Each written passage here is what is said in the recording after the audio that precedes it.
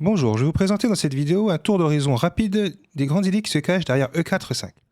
On pourrait croire que les noirs veulent simplement jouer de manière symétrique et imiter les blancs, mais en réalité ça va beaucoup plus loin que ça. Leur idée fondamentale, c'est de bloquer le pion E4 avant de continuer leur développement. Ils veulent jouer cavalier F6 sans craindre qu'ils se fassent chasser par E5.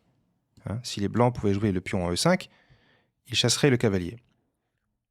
Pour empêcher le pion d'avancer, ils ont choisi de poster un pion ici, puisque le pion est le meilleur bloqueur aux échecs. C'est celui qui coûte le moins cher et qui est le plus facile à défendre. Une fois que les noirs auront développé leur cavalier, ils pourront développer leur fou, roquer, parce que la sécurité du roi c'est fondamental aussi, et au bon moment se libérer par D5 pour contester le centre des blancs et lutter pour l'avantage. Les blancs ont commencé la partie, par conséquent, ils peuvent encore continuer à décider en premier, et ils vont essayer d'imposer leur plan. En tout cas, c'est comme ça qu'ils doivent faire s'ils veulent garder l'avantage. La plupart des plans à partir de cette position découlent d'un constat. Ce pion a besoin de mobilité pour gagner de l'espace. Il a besoin d'avancer un jour. Et pour ça, il faut supprimer ce pion E5, s'en prendre à lui, le forcer à s'échanger. Et toutes les ouvertures pratiquement à partir de E4-5 tournent autour de ce débat. Déblocage et blocage du pion E4. Commençons par regarder ce qui se passe si les blancs tentent un déblocage rapide. Je ne vais pas m'y attarder très longtemps parce que ce ne sont pas les meilleures solutions. D4. Au niveau débutant, ça semble intéressant puisqu'on attaque directement le pion. Mais les noirs ont une réponse toute simple. C'est de la prise. Étant donné qu'aucune pièce à part la dame ne peut reprendre le pion, on va attirer la dame sur une case centrale où elle va être exposée. Après dame prend D4, on sort le cavalier avec gain de temps, puisqu'on attaque la dame. Donc la dame va perdre du temps à reculer et on va pouvoir accélérer son développement avec les noirs. Ce qui veut dire que les blancs n'auront pas le temps d'organiser un gain d'espace au centre, puisque eux aussi devront développer leurs pièces. Les blancs ne doivent pas oublier leur développement dans l'histoire. Par conséquent, cette ouverture est totalement inoffensive. Après on prend D4, on peut bien tenter un gambit, c'est-à-dire un sacrifice de pion dans l'ouverture en jouant C3. Mais si les noirs connaissent un petit peu, il n'y a pas grand-chose à craindre ici, et ça sera l'objet de vidéos spécifiques évidemment. Sur chaque ouverture, il y aura des vidéos. Après D4, je vous montre rapidement l'autre choix des noirs, même s'il est mauvais. C'est juste pour que vous puissiez comprendre le débat. On n'est pas obligé de renoncer au blocage du pion E4. On peut aussi le protéger par D6. Dans cette position précise, ce plan n'est pas bon, mais vous verrez que ça reviendra dans d'autres ouvertures, ce plan de défense du pion par un autre pion. En cas d'échange, on sera prêt à reprendre. Si on jouait D6 tout de suite, il y aurait prise, prise, et on serait déroqué après l'échange des dames. Donc c'est pas dramatique, mais si on veut jouer pour gagner avec les noirs, on ne peut pas dire que ce soit génial quand même, puisqu'on renonce au roc et en plus le roi se retrouve sur une colonne ouverte. Revenons par conséquent à E4-5. Quel est l'autre coup qui s'en prendrait directement à ce pion-là? Eh bien c'est F4. On pourrait croire qu'on perd un pion ici puisque les noirs peuvent tout à fait prendre. Mais justement, c'est ce que les blancs voulaient ici. Ils veulent libérer leur pion E4 et pour ça ils sont prêts à donner un pion. Donc à faire un gambit. Et ce gambit, ça s'appelle le gambit du roi. Plus tard, les blancs organiseront la poussée du pion D4, ce qui leur donnera un centre optimal. Je dis plus tard parce qu'ils doivent d'abord développer des pièces et penser à la sécurité de leur roi quand même, un minimum, puisqu'il s'est ouvert une diagonale quand même. Les blancs se sont ouverts une diagonale qui peut être dangereuse, donc il faut quand même développer des pièces pour que le roi ait des cases où se sauver. Par exemple, sortir le cavalier, sortir le fou. Sur des cases actives. Gambit du roi. Les noirs ne sont pas obligés d'accepter, encore une fois. Ils peuvent tout simplement défendre leur pion central par un pion. Par le pion D6. Dans ces positions, vous remarquerez que je ne parle jamais du coup F6. Pourquoi? Parce que c'est une gaffe qui sera étudiée dans des vidéos consacrées aux erreurs fondamentales dans l'ouverture, par exemple au deuxième ou troisième coup, mais en parler ici, ça serait trop long. Retenez juste que c'est perdant, tout simplement. Ça mène à des positions qui peuvent même aboutir au mat rapidement. quelle que soit la position de départ d'ailleurs, hein, y compris sur D4. Donc F6, on oublie et je vous interdis de jouer ça, en substance. Hein. Revenons à la position initiale. Si les blancs ne sont pas satisfaits par ces idées de déblocage immédiat, et ils ont raison quelque part, ils peuvent commencer par mettre une pression sur le pion E5 avec le cavalier. Ça coûte rien. En plus, c'est un coup de développement tout à fait harmonieux, et ça pose la question directement. Les noirs ont plusieurs moyens pour contrer ce plan. Le moyen le plus répandu sur lequel je vais m'attarder, c'est cavalier C6. Cavalier C6, c'est un coup de développement qui protège en même temps le pion E5. Et maintenant, les blancs peuvent de nouveau débloquer le pion en jouant D4. Puisque on a dit que F6 n'était pas bon,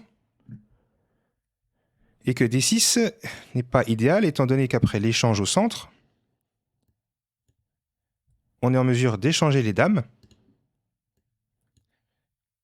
et on ne pourrait pas reprendre avec le cavalier, parce que le cavalier devra surveiller le pion E5. Par conséquent, c'est le roi qui doit reprendre, et on est de nouveau déroqué dans cette variante. On a dit que c'était quand même pas terrible d'être déroqué si vite. On ne peut pas renoncer au roc dès l'ouverture comme ça, surtout quand il y a beaucoup de pièces sur l'échiquier encore. Par conséquent, on ne peut pas maintenir le pion en E5. On ne peut pas, en tout cas, reprendre avec un pion en E5. La bonne idée, c'est donc de prendre en D4 ici, de renoncer au blocage du pion E4, tant pis. Mais en échange, on va jouer sur des cases. Les blancs, la plupart du temps, reprennent. Ce n'est pas la seule solution, mais je montre que certaines lignes ici. Après cavalier D4, on rentre dans ce qu'on appelle l'ouverture écossaise. Et les noirs vont avoir plusieurs plans qui vont tourner autour de la case E5. Donc je montre rapidement le premier plan possible. C'est fou C5 qui attaque le cavalier, et après la défense de ce cavalier, on en remet une couche avec dame F6, donc le cavalier se retrouve sous pression, et les blancs ont intérêt à défendre par C3. Et là, on regarde la disposition des pièces noires, et on se rend compte qu'elles convergent vers la case E5. C'est pas un hasard. Elles veulent éviter que ce pion avance. Donc finalement, on a remplacé un bloqueur, qui était le pion, par une surveillance de la case. Et ça, c'est un petit peu plus difficile à comprendre, parce que c'est abstrait quelque part, on ne voit rien en E5. Mais cette case est sous surveillance. Le pion va avoir du mal à avancer. Si les blancs arrivent à avancer ce pion dans de bonnes conditions un jour, ils prendront l'avantage, et si les noirs arrivent à empêcher les blancs de le faire, c'est eux qui seront mieux. Ils pourront même essayer d'occuper la case avec un cavalier, par exemple. Il y a une autre variante dans l'écossaise qui est passionnante aussi. Après cavalier prend D4, on peut jouer de manière plus agressive. Et cavalier F6 rentre dans ce schéma. Si les blancs relèvent le défi, ils échangent et profitent de cet échange du cavalier en C6 pour avancer le pion. Donc on pourrait dire que les blancs ont réalisé leur plan. Mais ce pion-là a été appâté en E5 en réalité. On a dit aux blancs, vas-y, pousse ton pion. Et maintenant, je vais m'en prendre à lui. Donc dame 7 attaque le pion E5. Et il ne peut pas prendre parce qu'il y a le roi derrière. Donc clouage. La seule solution correcte pour défendre ce pion, c'est dame E2. Et ça perturbe le développement des blancs. Donc tout le thème de cette ouverture un petit peu particulière, c'est la désorganisation du développement des blancs par le harcèlement du pion en E5. Si les blancs arrivent à retomber sur leurs pattes en retrouvant une harmonie des pièces, ils seront mieux. S'ils ne font pas ça, ce sont les noirs qui exerceront en premier la pression. Voilà pour l'écossaise. Revenons à la position après cavalier C6. Avec les blancs, on pourrait avoir envie de mieux préparer D4 finalement, de mieux préparer la mise en tension du centre en jouant C3. Après tout, si on arrive à jouer D4, eh bien on serait content parce qu'en cas d'échange en D4, on reprendrait du pion et on obtiendrait un centre parfait, avec de l'espace, un avantage d'espace. Le problème, c'est que les noirs peuvent réagir immédiatement par D5. Et avec les blancs, on est un petit peu obligé de prendre, ce qui amène la dame au centre. Alors habituellement, la dame, on déconseille de la sortir au centre comme ça, mais dans ce cas précis, ça fonctionne très bien, puisqu'elle ne peut pas être chassée par le cavalier à cause du pion qui prend sa case. Le cavalier aurait bien aimé venir ici pour gagner un temps sur la dame, mais là, c'est impossible. Et si on chasse la dame par C4, c'est une faute, étant donné qu'on laisse un trou en D4. Hein, et là, les noirs contrôlent suffisamment cette case. Les blancs ne pourront plus jamais jouer D4. Et finalement, c'est les blancs qui peuvent plus se libérer maintenant. Donc, les noirs ont inversé la tendance, déjà. Ce début, qui s'appelle le début Ponziani, n'est pas très populaire pour cette raison. Cependant, l'idée C3 est à retenir. Si on veut l'appliquer avec les blancs, eh bien, on peut intercaler le coup fou B5. Ça permet C3, et vous allez voir pourquoi. Imaginons par exemple que les noirs jouent un coup qui ne soit pas assez dynamique, ici, qui joue G6 par exemple. Ça laisse le temps aux blancs de jouer C3, et on ne peut pas répondre D5, comme je vous l'ai montré avant, parce que le clouage apparaît maintenant. Le cavalier est cloué par le fou. C'est ça qui a changé par rapport à la position précédente, ce qui veut dire qu'on peut prendre en E5. Et là, les blancs ont un bon avantage. Déjà, ils ont gagné un pion, et ils menacent de prendre en C6, tout simplement. Hein. Parce que si le fou reprend derrière, on attaquera le roi et la tour. Voilà. Donc là, on rentre dans ce qu'on appelle l'ouverture espagnole. Les noirs ont plusieurs solutions pour ralentir le plan des blancs qui est de jouer C3. Soit on décide de contre-attaquer sur le pion E4, donc les blancs n'ont pas trop le temps de jouer C3. Soit on joue à 6 pour forcer le fou à prendre une décision.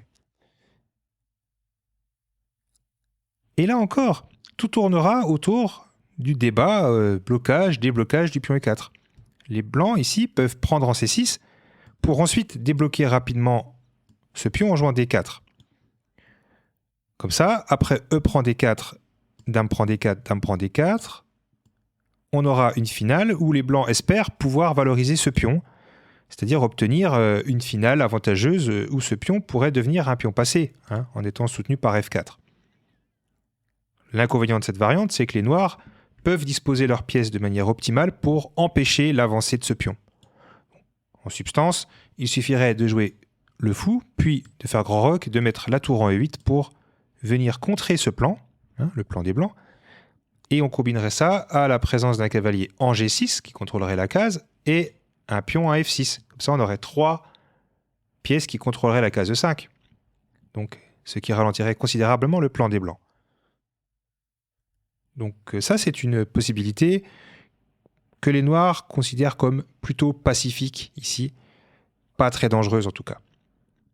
Voyons la version ambitieuse après A6, c'est-à-dire le recul du fou en A4. Dans ce cas, les blancs décident de différer la mise en pression du centre des noirs et ils veulent augmenter cette pression progressivement en rentrant dans les plans qu'on a vus depuis le début à base de C3. Et dans ces variantes-là, on peut obtenir, par exemple, cette position-là, qui est un grand classique de cette ouverture. Je suis allé directement à cette position parce qu'on analysera plus en détail les coups qui y ont mené dans d'autres vidéos qui seront consacrées à l'espagnol. Observons cette position un instant. Les blancs ont obtenu ce qu'ils voulaient. Un pion D4 soutenu par C3. Par conséquent, les noirs n'ont plus intérêt à prendre en D4 ici. Donc le choix de libérer ce pion du blocage n'est plus bon. Parce que maintenant, les blancs pourraient reprendre du pion et se retrouveraient avec 2 pions centraux très bien placés, qui pourraient ensuite gagner de l'espace.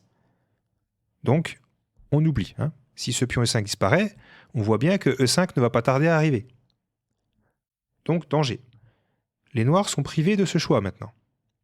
Ce qui veut dire qu'ils vont devoir trouver un autre plan pour contre-attaquer, en particulier contre-attaquer sur le pion E4. Heureusement, ils ont ces ressources-là qui leur donnent une partie correcte. S'ils ne jouent pas ces plans-là, les blancs vont tranquillement jouer cavalier D2, cavalier F1, cavalier G3, cavalier F5 par exemple, pour attaquer le roi noir au final. Ils vont ramener des pièces, tout simplement. C'est donc une variante dangereuse pour les noirs qui suppose d'avoir déjà un certain niveau de compréhension du jeu pour la jouer correctement. Bon, pour les blancs aussi, vous me direz. En tout cas, c'est très instructif à jouer. Voilà pour l'espagnol. Dans cette position, regardons, pour finir, la dernière ouverture qu'on n'a pas encore regardée rapidement, c'est l'italienne. L'ouverture italienne va régler ces questions du blocage et du déblocage du pion E4, en tout cas va essayer de les régler, mais d'une autre manière. Le but de fou C4, c'est de freiner la libération des noirs, parce que la case est contrôlée 2 fois désormais. Et le temps qu'on tienne les noirs en respect, on espère préparer D4 dans de bonnes conditions, soit après petit roc en jouant C3 et D4 rapidement, soit en jouant plus lentement avec D3, C3, D4, le tout sans oublier petit roc et tour 1, parce qu'il s'agit aussi de défendre le pion E4 dans l'histoire. Encore de nouveaux plans à étudier, avec une nouvelle ouverture qui est elle aussi très intéressante. Je précise juste que les blancs peuvent aussi, dans certains cas, adopter un déblocage radical en cas de fou C5 par exemple. Il y a un vieux sacrifice de pion qui existe qui s'appelle le Gambit Evans, qui commence par B4. Et une fois que le fou a pris, d'accord, on a perdu un pion, mais en échange, on attire le fou sur une case où il va être chassé par le pion. Et une fois que le fou s'est reculé, on sera en mesure de jouer D4 rapidement et de forcer les noirs à renoncer à leur pion E5. Par conséquent, le pion E4 se retrouvera libre. Voilà pour cette vidéo qui, je l'espère, vous aura donné envie d'explorer ce vaste continent de E4-5.